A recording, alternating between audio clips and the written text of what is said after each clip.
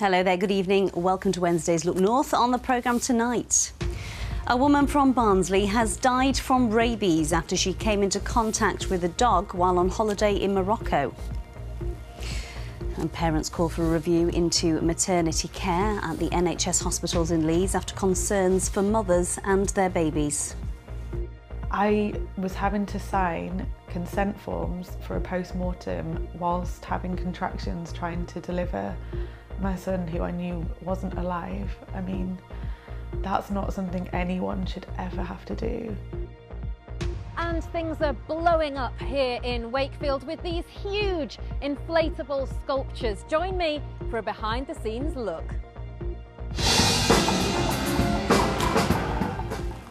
And 2,000 children, the Northern Ballet and Opera North celebrate Bradford's culture in a very special performance.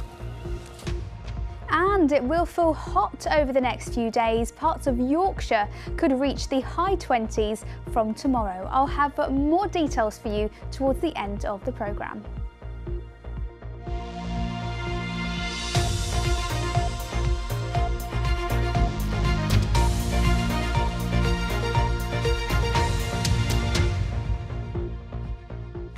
Hello there, thank you for your company this evening. We start with the news that a woman from Barnsley has died from rabies after she came into contact with a dog while on holiday in Morocco. In a post shared on social media, the family of Yvonne Ford said she caught the infection in February and died last week. Ollie Constable is in Barnsley where Yvonne was treated. Ollie, this is really shocking. Tell us more. Well, Amy, we know Yvonne Ford was brought here to Barnsley Hospital after developing a headache and couldn't walk, talk or swallow. Her family posted about what happened in a public Facebook post because they said they wanted to try and prevent this happening to other people. They said Yvonne was scratched very slightly by a puppy while on holiday in Morocco back in February. It was only in the last couple of weeks that she became seriously ill, eventually being brought here to Barnsley Hospital. She was also treated at Sheffield's Hallamshire Hospital, where she had specialist care by a team down there. Well, the family said at the time Yvonne was scratched, she didn't think any harm would come of it. A couple of months later, she died of rabies. Gosh, this is a really rare infection, but it is extremely serious, isn't it, as you've just said? Yeah, it is. It is a really rare disease, especially here in the UK. It can be prevented with very early treatment and vaccinations. The NHS says the risk of catching it while travelling is small, but it is more common in places such as Asia, Africa and parts of Central and Southern America. Earlier we spoke to Professor Andrew Lee, who's from the UK Health Security Agency. If people don't get treatment early, and especially if they're not vaccinated, once the disease sets in, there's little that our medical colleagues can do, and the disease unfortunately becomes fatal.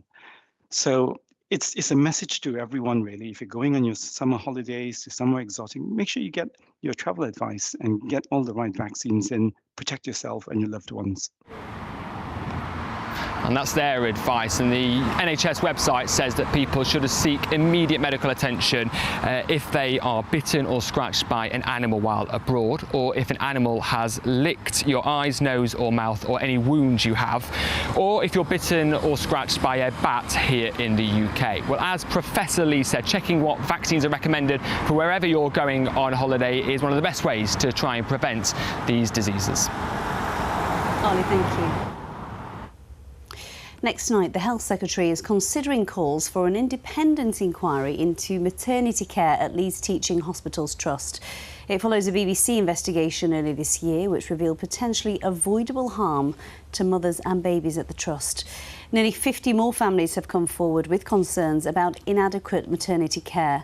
Our reporter Divya Talwar takes up the story. Tassie Weaver's pregnancy brings back painful memories of her labour 4 years ago. Her first pregnancy was high risk, so when her contractions started, she called a midwife at the Leeds General Infirmary because Tassie says she was told she needed monitoring throughout labour. She says the midwife told her to stay at home. 3 hours later, Tassie called again. I'm really concerned, can't feel movements, I really think I'm meant to be in hospital. The midwife said to me, this is normal, this happens when women are in labour sometimes because you're so focused on your contractions. So I called again a couple of hours later. It was kind of early morning by now. And a different midwife answered the phone and she said to me, "Come in now, come in straight away." Sorry. And we went in and but his heart had stopped already. A review by Leeds identified care issues considered likely to have made a difference to the outcome. The Trust told us immediate internal and external reviews were undertaken and a number of changes were made as a result. Following our coverage earlier this year into potentially avoidable harm to mothers and babies at maternity units in Leeds, nearly 50 more families have come forward with concerns, and there are now growing calls for an independent review into the Trust's maternity services from families, including Lorna and Jamie. Their daughter was stillborn, and a review by the Trust identified care issues which were likely to have made a difference. It's just so sad, like, just to think of those other families going through just absolute hell that we've been put through. It's the loneliest I've ever been going through this, really. But I don't want that to happen to my worst enemy. A group of bereaved families wrote to the Health Secretary, Wes Streeting, asking for senior midwife Donna Ockenden to lead an urgent review into Leeds maternity services. Mr Streeting met some of them this week and is now considering their calls. The Trust's 2 maternity units are rated as good by the CQC, but since our coverage, 3 more whistleblowers, including 2 senior clinical staff members at the Trust, have told us the rating doesn't reflect services. The CQC said it carried out an unannounced inspection of Leeds maternity services last December, and the Trust was given immediate feedback on urgent concerns. The report will be published shortly. The Trust said, "We are deeply sorry that families have been let down by maternity care. We are fully committed to safe and compassionate care. We recognise that we need to make improvements. We've taken steps to make real changes. We are focusing on consistently safe staffing levels and strengthening our culture." Tassie wants urgent lessons learnt so no others have to experience her grief. Divya Talwar, BBC Look North, Leeds. Well, some of the bereaved families met with the Health Secretary Wes Streeting yesterday to press for action. Amongst them was Fiona Windsor-Rem. Her baby, Aliona, died at Leeds General Infirmary 27 minutes after she was born in 2022. An inquest found a number of gross failures had directly contributed to her death. I asked Fiona if she was encouraged by what she heard at the meeting yesterday. The meeting was a very powerful meeting, and I think potentially a big turning point in his views towards maternity safety in the country. There were a number of families, both from Leeds and nationally there, and he really listened to what we all had to say. He had an agenda, but that agenda ended up effectively being scrapped, and listening to what all of us had to say, and an announcement that he was going to make. He's made a decision to pause that and reevaluate things. Leeds Trust says it's learnt lessons, it acknowledges it needs to make improvements, and the government has said that it's going to invest over £100 million in upgrading maternity units. What would an independent review into Leeds achieve? There needs to be an independent inquiry into Leeds led by Donna Ockenden, because she is the only person who has the skills, the experience to do a truly independent review. The picture in Leeds is growing day by day. It's getting worse and worse. We've seen in the national BBC News today showing that Embrace figures showing that Leeds has got the worst neonatal mortality rates in the country, and it's grown. We've gone past the sorry, lessons are going to be learned. That's what families who within our group were being told 10 plus years ago, and babies are still dying, and it's not acceptable. You will never get over losing your little girl. No. But do you somehow feel vindicated that more people are coming forward? In a way, you know, the hospital tried to make us believe that we were a one-off, that this was rare, that they'd never seen anything like it, and it just isn't true. They stole my daughter's voice. They've stolen the life from my husband and I that we should have had, and I have the education, the skills to be able to speak up, to be able to challenge the system, but there'll be so many other people, especially in Leeds when it's such a diverse city, that don't have that skill set. Perhaps English isn't their first language. Their babies don't matter any less than my baby, and they need to be given a platform to be able to be heard as well, which is something that a proper independent inquiry into Leeds would do. Fiona, thank you for coming in. Thank you. We will, of course, keep across this story, and a correction, Aliona died in 2020. Now, if you or someone you know has been affected by the issues raised in tonight's report, you can contact the BBC Action Line via bbc.co.uk/action line for details of organisations which do offer advice and support. You're watching Wednesday's Look North, still to come on tonight's programme. I meet the man who's played 7 rounds of golf in 7 days on 7 courses to raise money for motor neurone disease.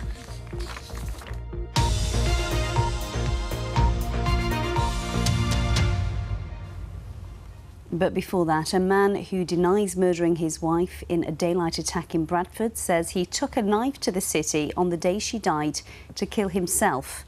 Habiba Massum admits the manslaughter of Kulsuma Akhtar on Westgate last year as she pushed their baby son in a pram. They were separated, but he wanted to persuade her that they still had a future together. Tom Ingle reports. It's been a dramatic day here at Bradford Crown Court. Habiba Massum has been giving evidence in his defence at his trial for murder.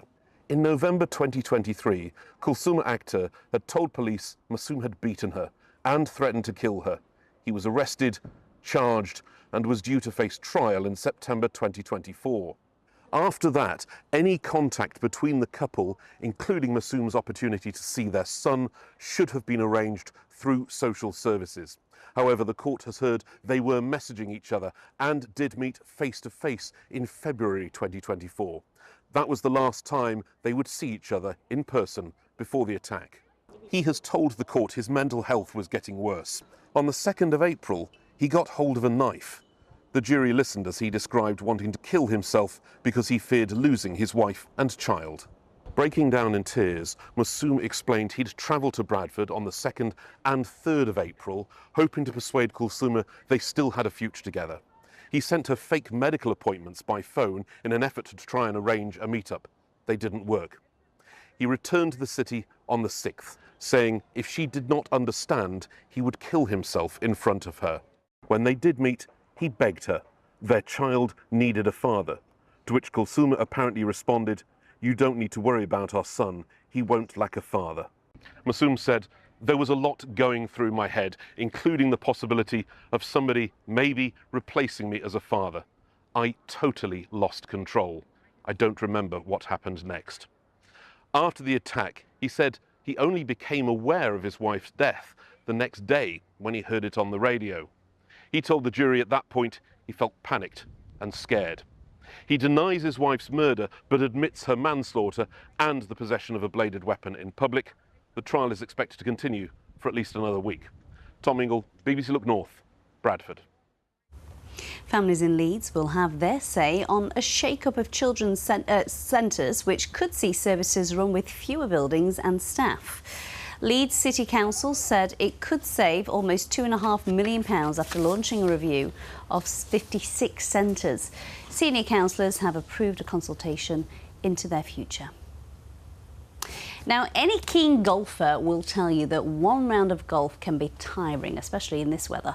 Well, our next guest has completed a marathon challenge of 7 rounds of golf in 7 days on 7 courses to raise money for motor neurone disease. Pro golfer Paddy Townsend, she teed off at Headingley in memory of his uncle Alan, who died from MND. And his challenge attracted some celebrity attention too. Earlier, I asked him why he wanted to do it. It was good in parts, it was terrible in parts, but yeah, I feel great for having finished it. It feels brilliant. 882 holes and you walked 177 miles. Does that put you off golf forever? I won't touch the clubs for a little bit, I will admit, but as golfers we are a weird breed, so I'll probably be tempted for a game at the weekend, but I'll probably best not, let myself recover and then go again. What was the most challenging part of it for you? For me, it was a Tuesday morning, so it was not being able to really go down the stairs first thing at 4 in the morning, and just really thinking, how am I going to do this for 6 more days? And it was a case of just finishing one day and then just going all over again. If I thought too much into the future, I don't know if I could have done it. You did this for your Uncle Alan, didn't you? Tell us about him. So my Uncle Alan, he passed back in 2019. He had MND for, I would guess, around about 5 or 6 years, but he was keen, he was into his golf. Yeah, he loved it. Golf's kind of my thing as well, so I thought, how can I do 7 in 7 like Kevin Sinfield, but with a golf twist. And you have heard from Kevin Sinfield, haven't you? Yeah, absolutely, yeah. So I think it was on Thursday, I was kind of halfway through the day, got a random message on WhatsApp and kind of opened it up, and I was like, oh, here we go.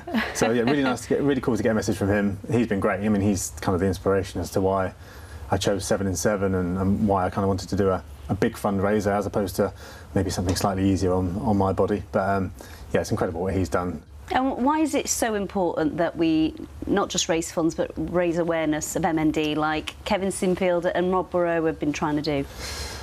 Well, so when my uncle was first diagnosed, I had no idea what it was. I don't think he had any idea what it was. It's incredible to think that people were living with it and didn't know they had it. So it's, you know, the last 10 years or so, even the last 5 years, it's gone from here to here, and I would love for it to keep going in that direction. Well done, and we look forward to your next challenge. Thanks very much. What do you make of these? Unusual, aren't they? An artist from Wakefield has created a one-of-a-kind exhibition in the city featuring these huge inflatable sculptures. Jason Wilshire Mills was born and raised in Wakefield, and this is his first large-scale show in his hometown. Now, his work focuses on disability, the NHS in his local area. Kathy Minton went along for a sneak peek.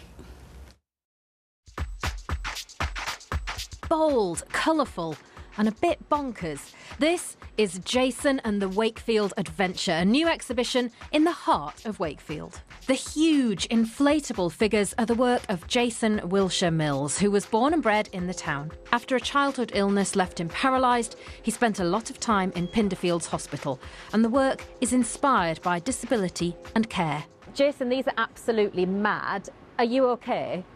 No.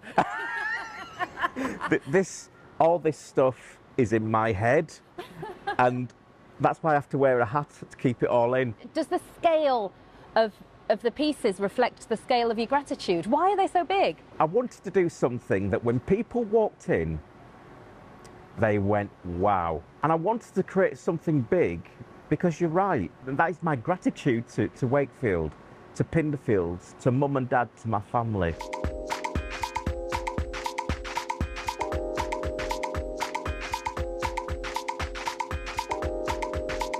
Well, Jason refers to his sculptures as Trojan art. Yes, they're surreal, they're funny, but they're also sneaking in a serious conversation.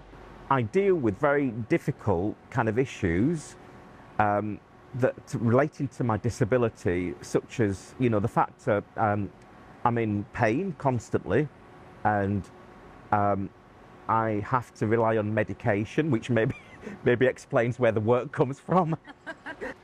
With the biggest piece in the exhibition a whopping 20 metres long, the space at WX Wakefield Exchange is ideal for bringing the creations to life. So it's free to come and enjoy the main exhibition here.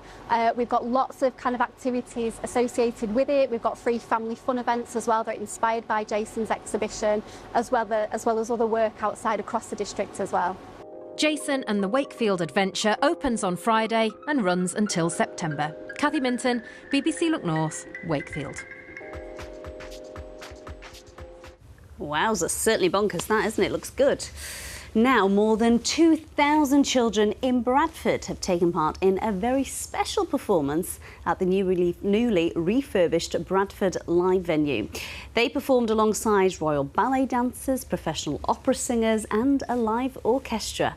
Sing, Dance, Leap is a celebration of the city's rich cultural history, as seen through the eyes of the children for Bradford's 2025 UK City of Culture. The BBC's cultural editor Katie Razzle went along to watch the rehearsals. Joyful colours, love from you to Bradford.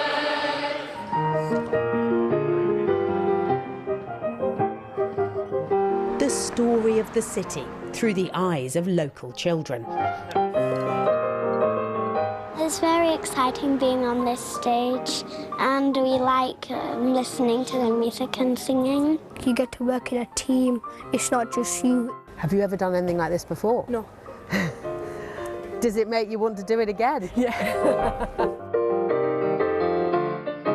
The Royal Ballet's Tom Whitehead was born and raised in Bradford. Now he's back, introducing a new generation to dance.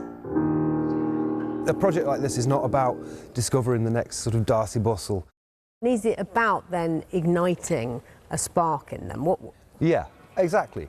Turning a light on inside of them. Have your ideas, dream big, and don't be afraid to go for it.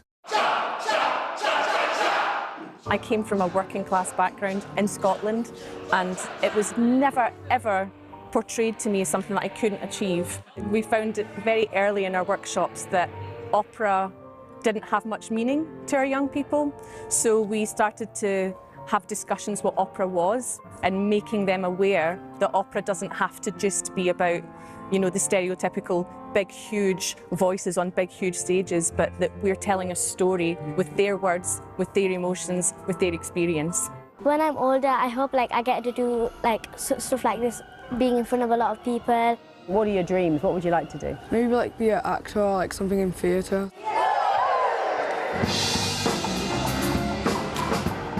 It's Bradford's year in the spotlight as UK City of Culture. The experiences being had on this stage, though, could last far longer. Katie Razzle, BBC Look North, Bradford. Looks great fun. Enjoy every minute, kids.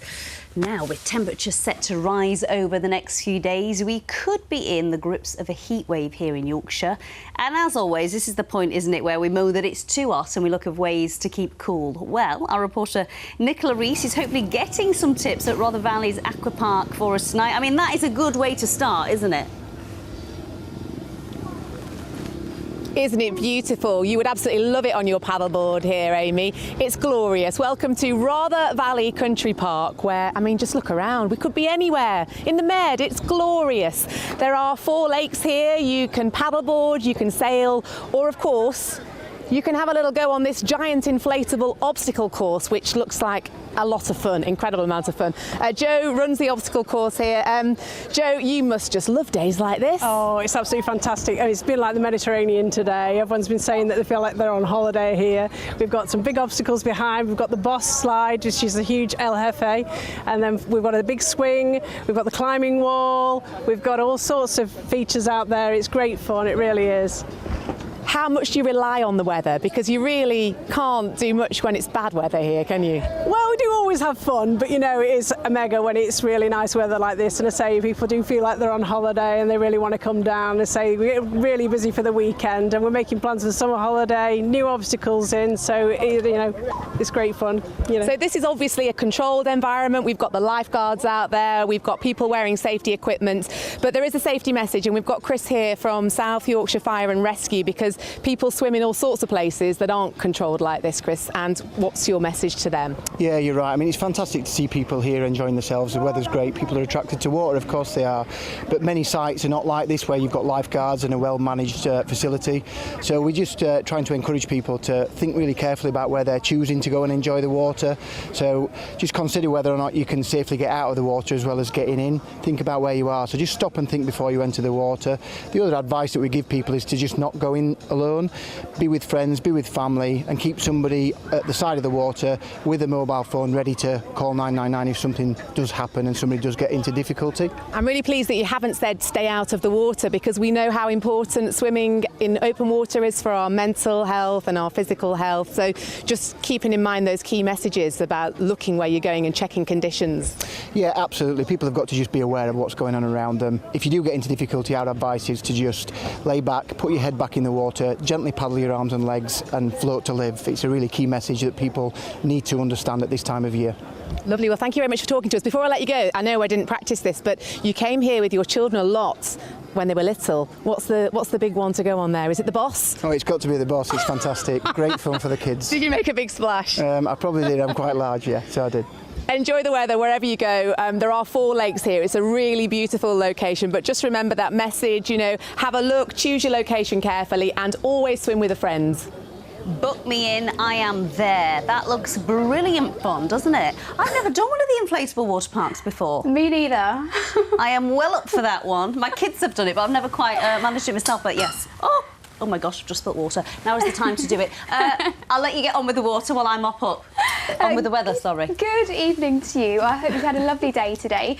Some of us did wake up to mostly cloudy skies, but you can see from our second photo here, I mean, what a day it's been. It's been fine, dry and bright. We've had good spells of sunshine, very summery, and as you've been hearing, it is really going to hot up over the next few days.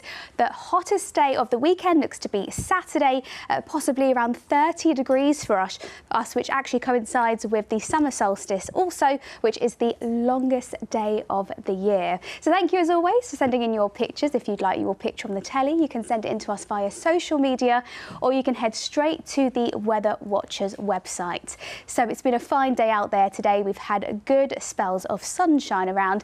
Very similar tomorrow, but it's really tomorrow we're going to start to feel that heat, so we could be in the high 20s, and once the early mist and fog lifts, there is going to be plenty of sunshine. So high pressure dominating, that's going to start to drift eastward, so we're going to continue to pump in that heat from the continent.